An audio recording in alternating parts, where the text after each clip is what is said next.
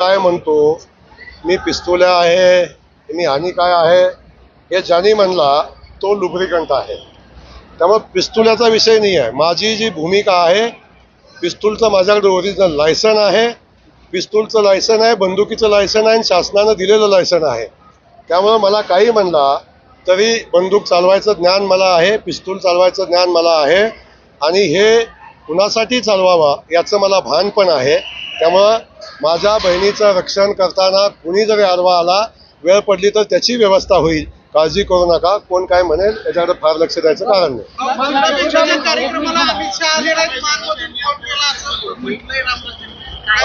आता एक विषय आहे. आदरणीय रामराजेंनी काल आपण सगळ्यांनी बघितलं एक मेळावा घेतला.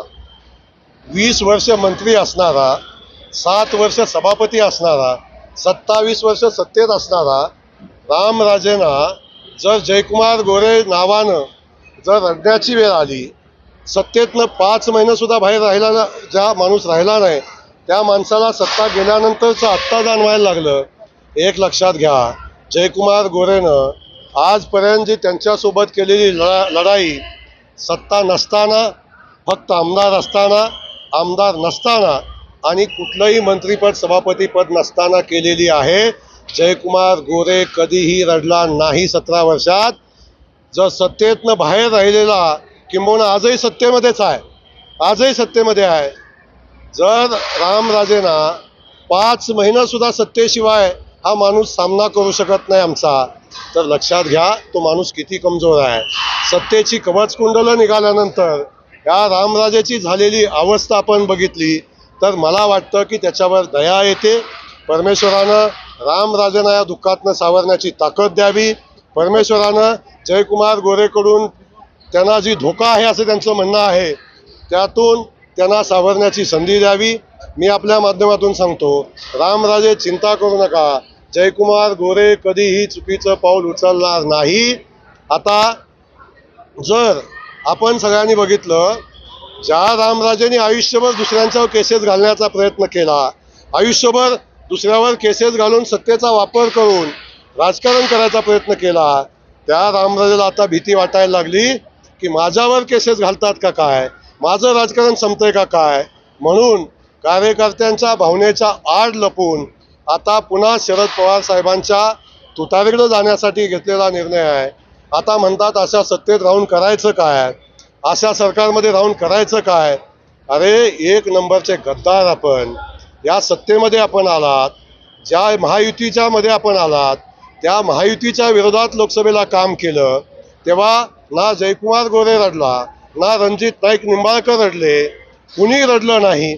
आम्ही पराभव स्वीकारला आणि आता आपण युतीमध्ये गद्दारी करून अजून त्या सरकारकडून अपेक्षा ठेवता.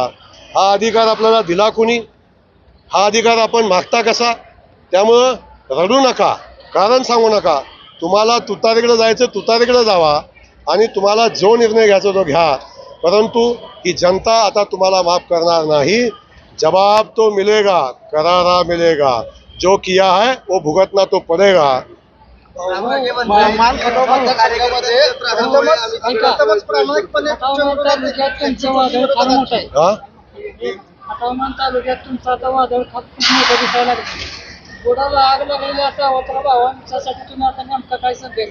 नाही, माझा काहीच नाही.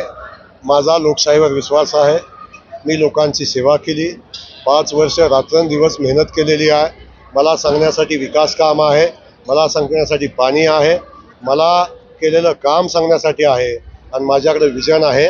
अजून 5 वर्ष संधी मिळाली तर मी काय करेन, उर्वरित भागात पाणी आणेन, MIDC उभे करेन, शिक्षण संस्था उभे करेन, हे सांगण्यासाठी माझ्याकडे आहे.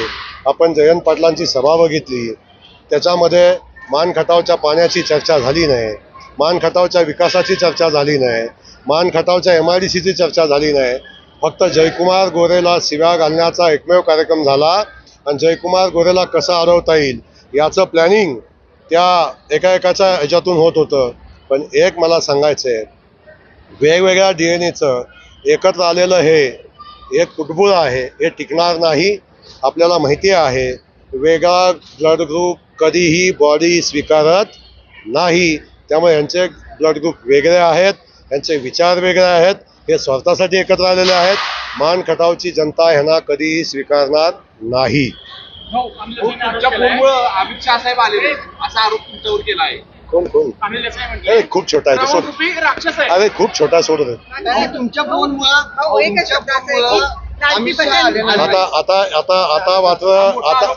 आता मात्र मोठा आरोप नाही, माझा बहुमान केलेला आहे, माझा सन्मान केलेला आहे. मला सांगायला नम्रपणे मी सांगेन, मी खूप छोटा कार्यकर्ता आहे, भारतीय जनता पक्षाचा कार्यकर्ता. अमित भाईंना फोन करून सांगण्या इतपत माझी क्षमता आहे किंवा नाही हा विषय वादातीत आहे, हा बाजूला ठेवा. पण रामराजे जर म्हणत असतील, त्यांनी ठरवलेला कार्यक्रम, अमित भाईंचा कार्यक्रम थांबवण्याची क्षमता जयकुमार गोरेची आहे, तर तो रामराजेंनी माझा बहुमान केलेला आहे. रामराजेंना मी मनापासून धन्यवाद देईन.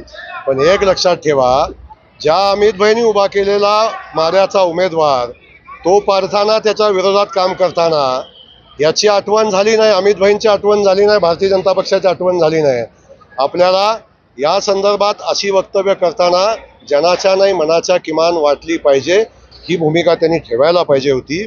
अमित भाईंना इथं येण्यासंदर्भात सांगण्या इतपत माझी उंची नाही, त्या संदर्भात मी बोलू इच्छित नाही. पण रामराजेने माझा बहुमान केलेला आहे.